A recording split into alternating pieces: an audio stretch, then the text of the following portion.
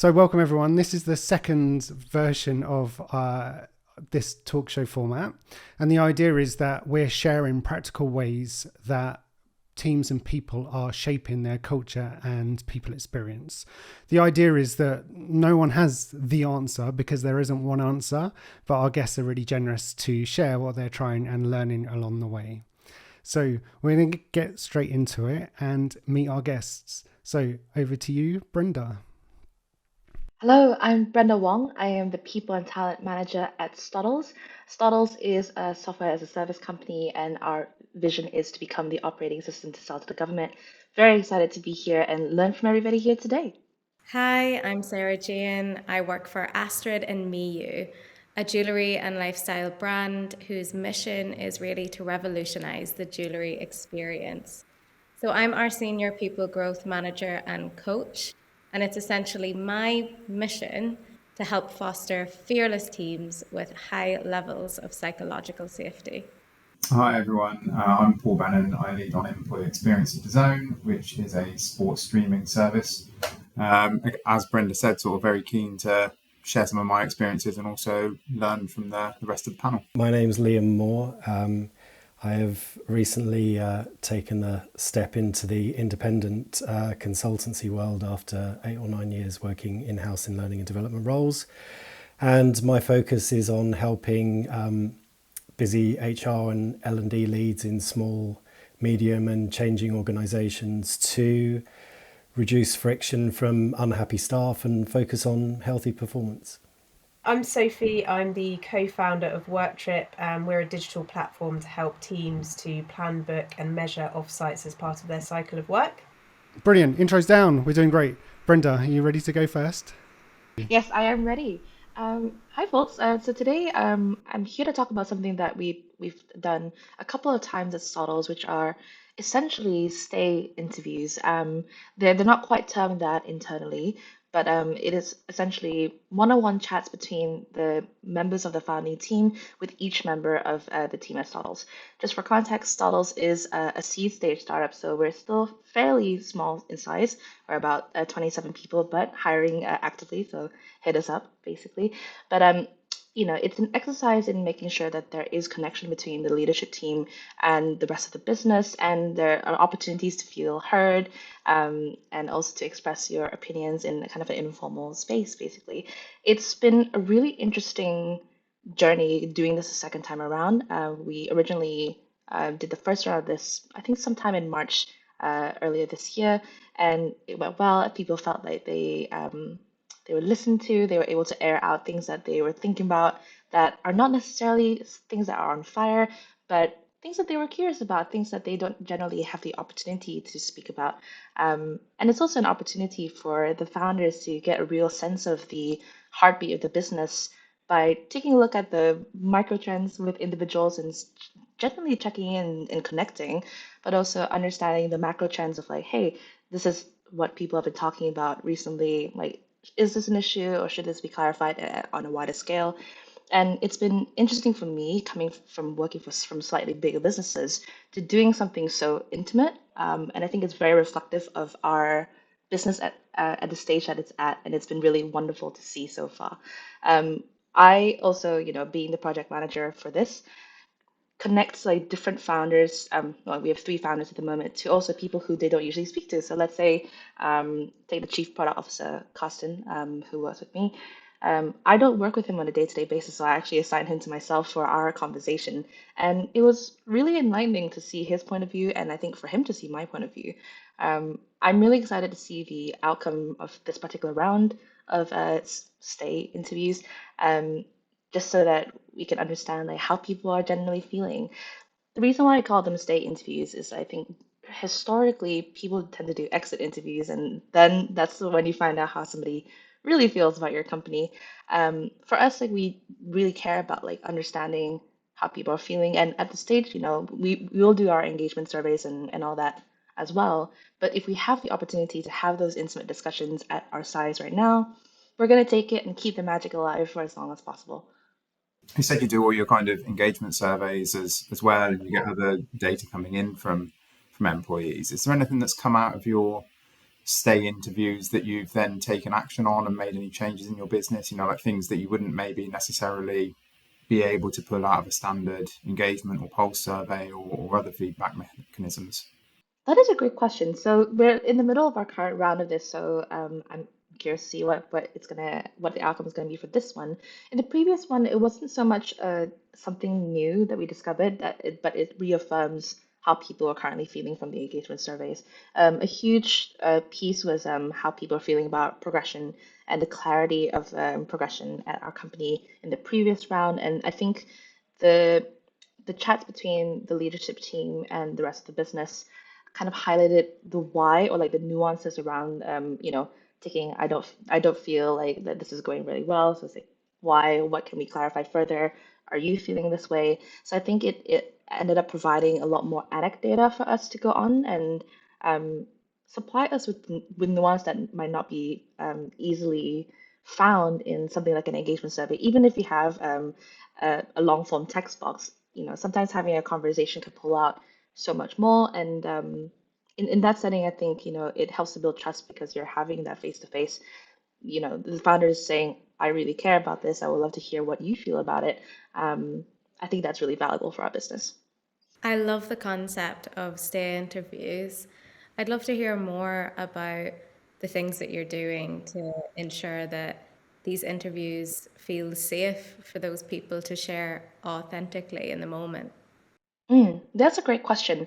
I think for what it's worth, Sarah Jane, we have, a pretty good close culture here that I think maybe we do rely on a little bit. Like everybody does feel safe, and like certainly like I've not heard otherwise. I hope that isn't the case. But in terms of like the questions, they're all optional. So we establish upfront that like this is a confidential conversation between you and me, and you can share whatever you like in a setting, and that it's without punity, right? And I think it's super important to establish that from the get-go that this is designed to help us level up as a business, and it's also designed to allow yourself a space to feel heard.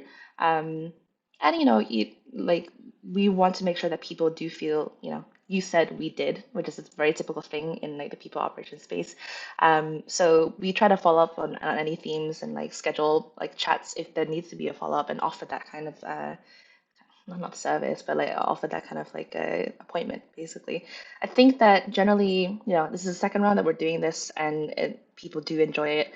I would be very curious to see what this would look like in a year's time. We are pursuing our Series A funding, hopefully sometime next year, which will likely mean that we'll scale. So I'm currently having a think about how this is going to look like in a year's time, which is really interesting.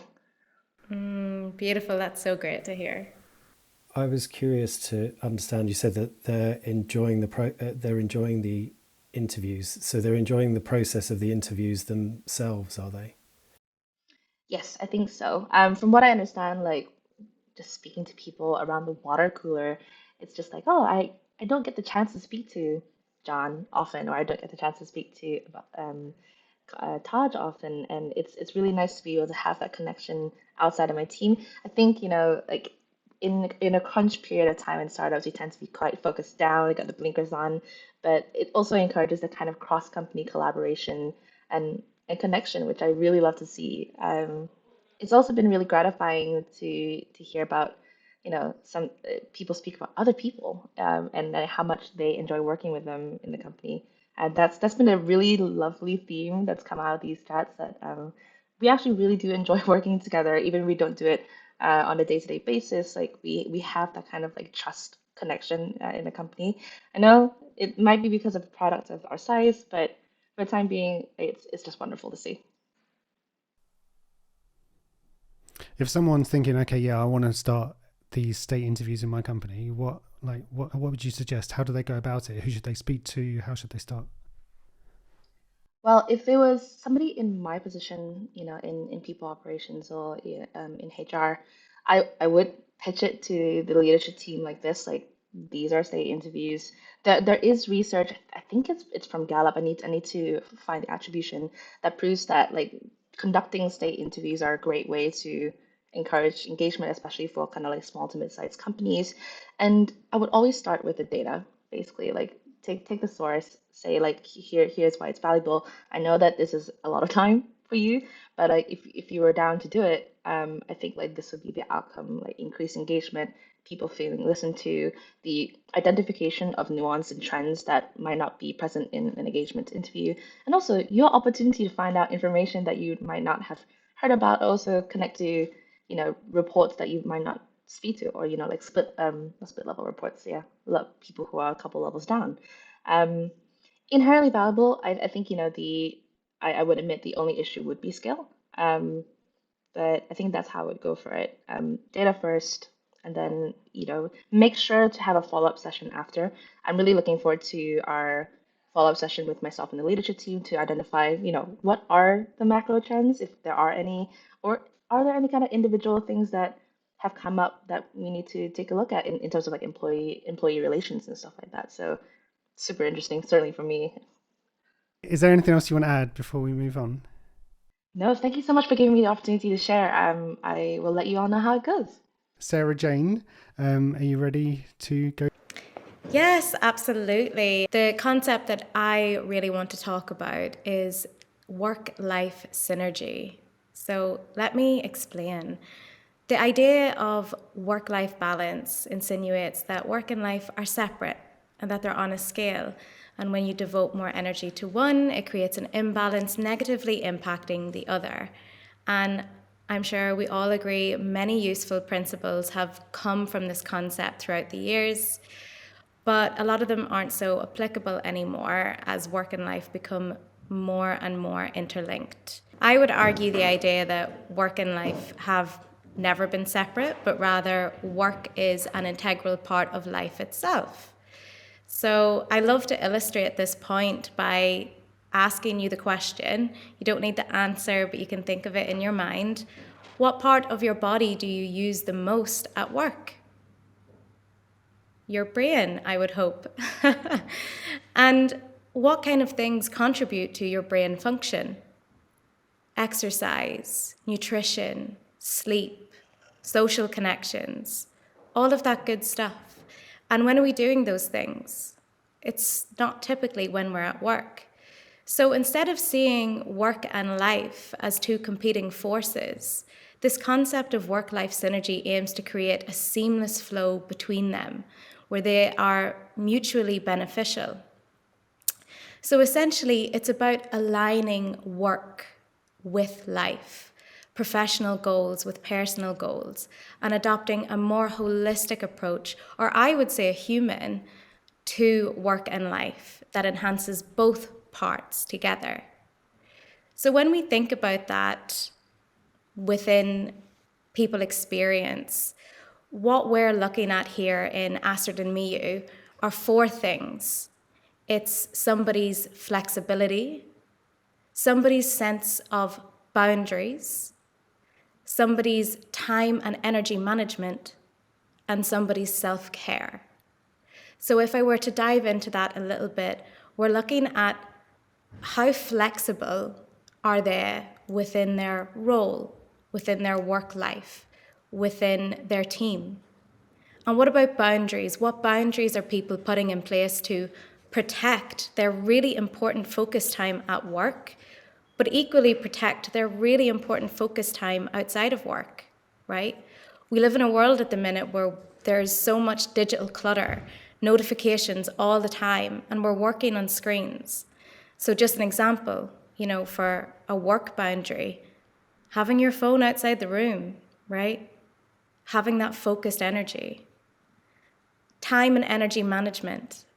We're big on strengths here in this company, and we know that we get the most energy when we use and adopt our personal strengths. So we look at that when it comes to how are you spending your time and how are you feeling within that role, right? Empowered, using your strengths. How are you managing your time and your energy for success? And then finally, self-care, which we're not referring to the things that you buy on the shelf, but rather that true, real self-care, the things that give you life, recharge your batteries, and are essentially good for you and all of the relationships you have. So just to dive into a little bit of the practical side of this wonderful concept and what we've been doing within our people experience, we recently just started this conversation, and we started it at our company award ceremony earlier this year. And what we did was a little bit of a workshop with everyone in the company, where we sort of showcased these 4 very important elements and asked people to consider which one of those areas needs your attention the most, and what can you do, and how can you hold yourself accountable. We also keep this as a continuous conversation at very important touch points, whether it's our company-wide all hands or at any touch point that you essentially have within people, with people experience inside the brand. We recently elevated our people reviews to include a section on work-life synergy to help people have those conversations, particularly meaningful conversations with your manager. And we're also incorporating this conversation into the recruitment and onboarding process as well. Lastly, I am secretly working behind the scenes to build out a resource hub on our intranet for the brand too. So it is still very new, and it's something that we're driving. So far, I've learned quite a lot. I've learned that, I've relearned that it is hard to unlearn an older way of thinking that doesn't serve us any longer. And I think most importantly, I've learned that for somebody to truly create their own work-life synergy, they really need to truly understand themselves and their own unique needs, because it will look different for everyone. And in order to do this, we need to let go of comparison, because quite often we see other people, we see what they do, and we think that that's what we need, but we're too individual for that. Sarah Jane, what a wonderful, series of conversations you're having at Astrid and me. Also, totally obsessed with the brand. I really love it. Uh, um, I think like something I'm curious about is actually what you mentioned about bringing it into the recruiting process. I would expect it maybe during onboarding or in culture decks or like, in your employer branding there, but like, how are you folding it into your interview process? What's really wonderful about our current recruitment process is we're values led. So the first interaction you will have with someone as you apply for a role here at Astrid and MU is a values-based conversation. It's too casual to even call it an interview, to be quite frank. And within that interview, Sophie, our recruitment manager, she really seeks to get to know the person, to understand their unique values. And just by virtue of this, the conversation around work-life synergy, it naturally unfolds. So we've made more of a conscious effort, right? That keyword, conscious effort, intention, to really understand people right from the beginning, so that we can understand how they imagine fitting and aligning with the brand. Does that answer your question? Yes, super cool. And it facilitates that human connection right at the very beginning of your recruitment process. That's mega awesome. I would love to hear more about this.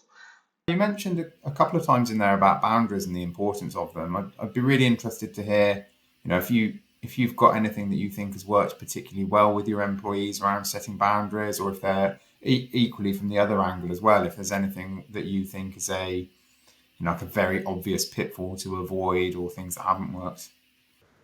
So many things. Obviously, for the purpose of this, let me just pick one. I think one thing that's been so effective for myself personally, and everyone who I've seen adopt it in the brand, is this idea of time blocking, right? We can get really bogged down with to-do lists. And when we want to look for evidence that we're working towards our goals, sometimes what really helps is actually seeing the time and energy that you've dedicated towards achieving a certain goal. So rather than focusing on to-do lists, having focused time blocks, practically in your calendar or throughout a project, that is focused time, it is protected time, and it is silenced notification time, even if it's an hour or an afternoon, but really setting those boundaries and holding yourself accountable. I think one thing I see more and more is, again, the digital noise that so many people have now from smartphones and social media, especially when you're a super cool, progressive jewelry lifestyle brand, right? We have a lot of really creative, fabulous people working here. So it's both the practical things like time blocking and also that self-discipline, that self-accountability piece. Thank you so much. I really loved what you encapsulated there. And I think we all know like the best practice of what we should be doing, but you articulated it in such an emotive way that it kind of made me stop and think about it again. I guess like although we all know this good stuff, I'm interested to hear how, for those people that are very driven and they know the theory behind all of this, but I think sometimes that the boundaries become blurred when they put the expectations on themselves. And so they're like, I must keep doing more, must keep doing more. And so then, the kind of boundaries start to get a bit blurred. So have you had any success or seen ways of, and perhaps it's that articulation of the fact that we are using our brain, we should be nurturing it. This isn't separate. This is investing in you doing your best work. But yeah, any ways to remove that burden of our own expectations and how that can blur, like working to a point of threshold and potential burnout as well? Such an important and fabulous question. And to be quite frank, if I were to give you a really an answer that I think would really honor that question, it would be a lot longer than the time I have left to speak. But if I could share one thing, I would say that the more somebody can learn around success or empowerment, the easier it is to do those things where we hold ourselves accountable. Because anyone who is, for example, high in achieving or have that achiever inside of them, we can quite often focus on the output. But the more we learn and understand about the concept of achieving itself, we can realize that we can achieve more with a more holistic approach, and that can take the burden off.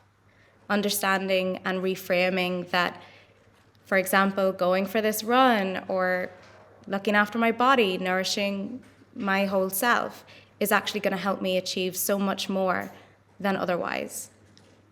That was brilliant. Thanks, Sarah Jane. So I wanted to talk a little bit about future of work from a sort of workplace perspective. As many other companies have over the sort of past year or two, we've looked quite heavily at what we want to do in terms of how and where our workforce are based, how much we'd like people to be in the office, how much we want to enable people to work from home, the different kinds of workers we've got in our business, how we adopt hybrid, all of those kinds of things. And we've had some successes over the past couple of years. We've had some failures as well along the way, as I'm sure everybody has. But what I sort of wanted to talk about today was an angle on it that I found really interesting over the last kind of 6 months or so, probably most of all. So I've had some really interesting conversations around it.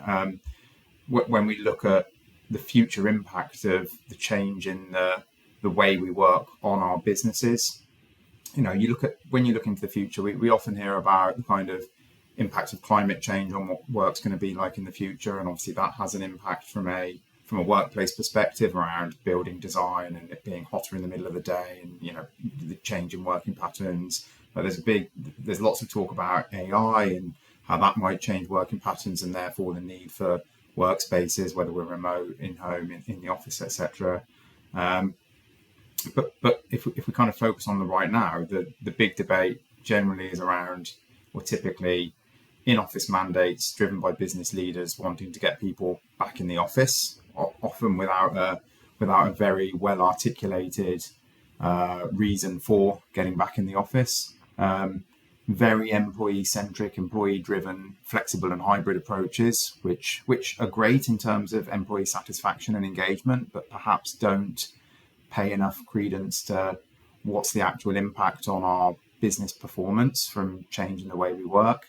And then quite experimental approaches around companies that go truly remote first, minimizing their cost, minimizing their sort of geographical footprint, and perhaps their carbon footprint as well. And I'm not really going to try and say any one of those is better than the other or not. I'd like to sort of go into an angle that maybe gives us a bit more to consider when we're planning out what we want to do. And really, we hear a lot when we talk about how and where we want people to work. When we talk about productivity and collaboration being a focus, when we talk about employee empowerment and the war for talent and reduced operating cost, and also from a kind of DEI perspective around the inclusion benefits of being able to take a hybrid approach of being flexible with the workforce. But there is a lot to go after in all of that, so I don't want to sort of denigrate any of those reasons for or focus on any of those areas. But I think there's one big area which gets missed, and that area is around connectivity between employees. And Brenda, it was interesting that you were talking about connectivity between your founders and the rest of your workforce as a result of some of the work that you've been doing. So I think that sort of leans into this a bit. The reason I sort of come to connectivity between employees is Microsoft did a piece of work early doors as COVID landed, about sort of 6 months into COVID taking place. They in the US, I think they've got about 70,000 employees, give or take. I've probably got the numbers wrong, but they had broadly 5% of people working remotely or fully remote before COVID. And then obviously as it hit, they went to 100% remote, said, hey ho, we've got all the classic ingredients of an experiment here. We measure everything because we're Microsoft. So let's see the impact of what happens when people work remotely. And it's a relatively short report. It's about 12 or 14 pages long. So I'd recommend sort of grabbing a hold and getting a cup of tea and having a read through. But the short version is when they went through those 6 months, they saw productivity increase, which is great and kind of expected because everyone's smashing through their emails in a closed environment. But the negative piece in there was around connectivity within the business. So people's peer networks stayed as strong as they ever did, right? You still work with your immediate team on a day-to-day basis. You still talk with your line manager, but people's extended networks really degraded quickly. So the people that you only bump into because you're in the office, those kind of serendipitous moments, like new starters making connections within the business. Now they didn't have, because this is just the first 6 months, they don't have a long-term view on what has that done to our business. And that's kind of a point with a lot of the stuff around remote working. We don't know the long-term impacts of these changes to our ways of working on our businesses. But the kind of hypothesis there is those extended networks that really kind of aid your creativity within a business, that provide challenge because you're getting out of your typical environment where maybe you've got a bit of an echo chamber in your team where you get fresh thinking. So the potential long-term downfall is less creativity, less innovation, harder for people to network within the business and get ahead from a career perspective, perhaps. If you fast forward a couple of years, they've done another future of work study, which sort of reinforces the same thing. So we've gone back to our where we want people to work approach, and now we're looking at it through sort of three lenses. Firstly, being really intentional about what we're using space for and how we're connecting people, whether it's virtual or whether it's in office. Trying to be mature about it, so not just expecting this stuff to happen, but trying to say, if that's what we're aiming for, how do we give people the tools to connect? And thirdly, realizing that this isn't something that we're going to crack in a month or 3 months. This is a real kind of, we need to look at it over the next couple of years around how do we drive culture change around connection within the business. So that's sort of my piece. Like I said, I'm trying not to come down on any side of in office is best, hybrid is best, or remote is best, just to give everyone a bit of here's another thing perhaps to consider when you're looking at, this is how we want to work. We need to think about connections and sort of serendipitous connectivity along the way. Yeah, so much in there that I love, Paul. And I think what you were hinting at as well, so that piece around AI and how that may affect our use of space was very interesting. And there was a really cool report probably a couple of years back now from IDC on the future of work and where investment would land. in that area. And I think we've become to be very used to the idea that that's always technology and it's sort of technology driving these things. And actually, in that report, the lion's share of that was around how we reimagine space. And it's not just always this kind of technology driven solution. And then the connectivity between employees I thought was really interesting. And this idea of bridge connections between sort of lateral connections between departments and between different divisions or different regional teams, I think is so important. I love that. And then delegating to teams. So rather than it being employee driven or business driven, one of our customers talked about you can work out how you work, but number one it has to enable customer success, then team success, then individual success. And I quite liked that little trio. So thank you. Paul, thank you so much for sharing all of your thoughts on this. I find it so interesting. I've worked in fully office-based businesses. I worked for a remote-first company for a while, and now I work in a hybrid space. So I have also seen it all from the kind of like an employee perspective. I'm curious about the connection piece and what you're doing to perhaps foster that like in a space where you're not going into the office as much. I don't know if you've ever heard of maybe this is like part of like the folks in the neurodiversity space of like kind of body mirroring, basically. So like people just being on a call and just working while your cameras are on. I used to do that informally with a couple of colleagues in the remote first workplace where we're like, look, we're not working on the same thing, but I just want to see your face and just have the noise or like know that I could speak to you from across the way. I wonder if that's something that your company might be interested in experimenting in, or even connecting people that don't necessarily work in the same team, just so that you have that kind of water cooler vibe. Yeah, I mean, absolutely. I think anything where you're being intentional about trying to connect people and knowing why you're doing it is worthwhile doing. So, some of the stuff that we've been looking at, we've tried to, rather than just say we'd like people back in the office 2 days a week or 3 days a week because we've got a property bill and we'd like to make use of the space that we've got. It's not a very compelling reason, right? So we've tried to lean on the whole, we believe that this business is better when our people connect, when we have like those great in-person moments, but all giving a sort of drive around particular days for particular teams to be in, knowing that you're going to connect with other teams within the business.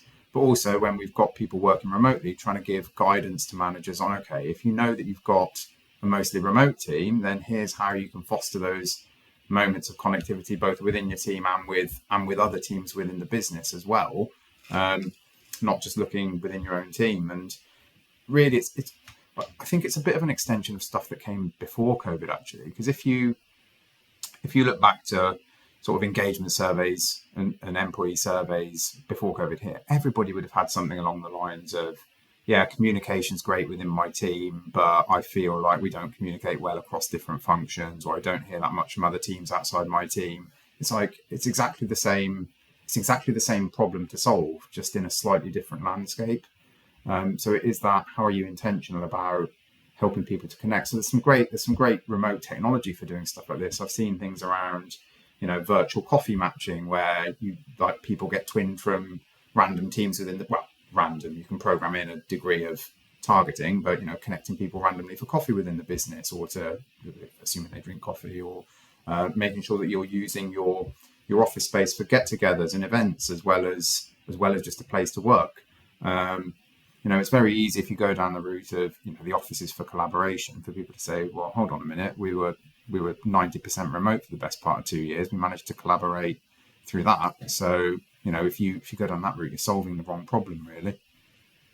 But yeah, sorry, to answer your question, yeah, absolutely. I think anybody who's got anything to share about this is something we did that helped connect our employees, whether it's laterally, whether it's top down, it's great, which is why I'm going to take your example around the stay interviews and be like, great, this is a way of connecting leadership with employees. Like whether we do that remotely or whether we do it in the office, it's still making those connections, and that leads into better career development opportunities, or people feeling more valued, or that bringing people together is where trust gets born, and people feel like they're part of something.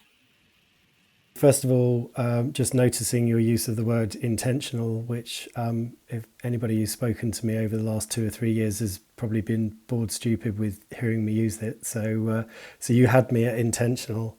I think in terms of, I did some in the early days of COVID, some what I imagine were very much less robust research pieces with our managers at the organisation that I was working in, and finding that those managers who were taking very intentional steps to communicate with their team and to shift the patterns of communication were the ones who were getting kind of better feedback and engagement. And the second thing you mentioned actually was the kind of random coffee piece, which I engage in. In fact, it's working independently now. It's a real sort of social lifeline. I think I'm a member of 2 or 3 different networks that have kind of weekly or fortnightly random coffee things, and I make the most of those as much as I possibly can. And when I was in my previous role,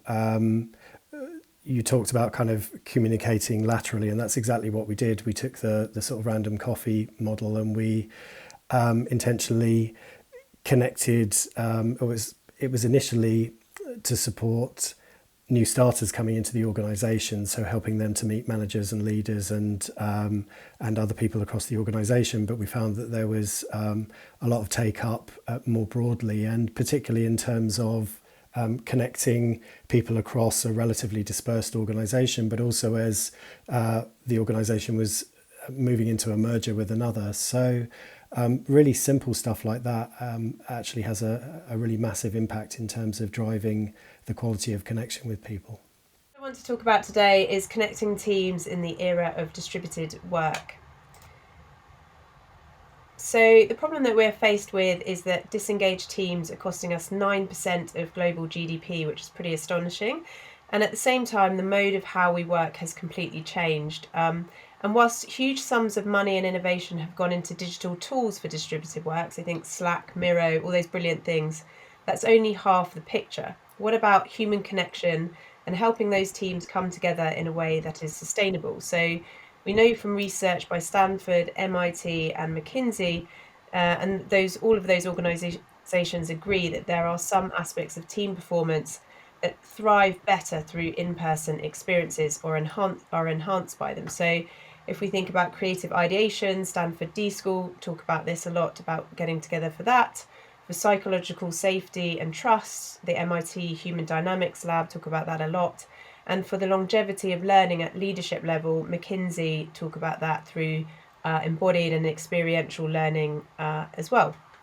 And to Paul's point earlier, Jeremy Utley, the Professor of Innovation at Stanford D School, says of business performance that the best outcomes are when we modulate being alone and being together. And so if he's right in that analysis, and we very much agree with him, then the frontier of how we work as a team lies in the effective modulation between the two, and not about optimizing purely for the virtual experience or dragging people back to the office. So the good news is we're seeing more and more of these successful models emerge. So whilst you might see lots of shouty headlines about return to office mandates, there are some brilliant examples out there, and we know that distributed teams are in fact the future, and that stands for, your very traditional enterprise business to new businesses starting today. They will be very familiar with a distributed team model. So one of our key advisors is the architect of Airbnb's Work From Anywhere policy, which advocated for quarterly meetups alongside working from anywhere. And just recently, Atlassian, the company who just bought Loom, announced evidence on what worked for their team of 8,000 employees across 13 countries, which was a cadence of around 3 to 4 gatherings a year, which was shown to increase team connection by 27%. And that was shown not to decay or have any kind of decay for 4 to 5 months. So it had a long-term effect. And this mirrors what we found from Harvard Business School, where people who connected in person continued to communicate for 2 to 3 months afterwards with no fall off. So what we see at WorkTrip is that people are interested in connecting for these top 3 reasons. So the number one is connection and belonging. The second is improved communication and productivity, and the third is planning and looking ahead. And there are some additional benefits like learning and upskilling, but these are the top three. And what we typically see is that those teams are looking for 2 or more offsites a year. They're spending on average £19,000 per offsite for 3 nights for a team of, on average, 31 people. And they want to do more, and they want to make the most of the time they have available. So what's the current barrier for better team connection at scale? Well, the biggest barrier to regular team gatherings or offsites is time and expertise. So we know that it takes on average about 160 hours per offsite, and it's a pretty thankless task. So the strategic value of organising these gatherings isn't always evident, even though the business priority for getting people together in terms of talent retention, development, and motivation and engagement is very, very high. So at WorkTrip, we help operational leaders move beyond one-off transactional events into a highly strategic and sustainable cycle of connected teamwork, a bit like Atlassian's model. So we do this through an entry point of Marketplace, which curates the world's best offsite designers, a workflow that optimizes for business goals, and an impact dashboard, which helps to measure and evidence the return on investment and to guide team leaders on what to do, on what works and what to do next. So if I give a quick case study from an offsite that we helped a customer in September. This will be published in a couple of weeks. So at the moment it's an anonymised one, but you'll be able to get your hands on that soon. What we found is that they came to us because they had a scaling team, they had a new CEO, and many of their team members hadn't met yet. And the need to remind everyone of their values with a new team was also really important. So we helped them set their goals, and off the back of that, the environment that they met in, the programming that they helped put together, and the experience to meet those goals. And we then helped also measure for them how their improvements against those goals, and as you can see, they were pretty successful. And so to summarise, we think disengagement is a real problem. How Teams Connect can help to alleviate the problem, providing the conditions for sustained high-performing teams whilst allowing the benefits of flexible work and talent.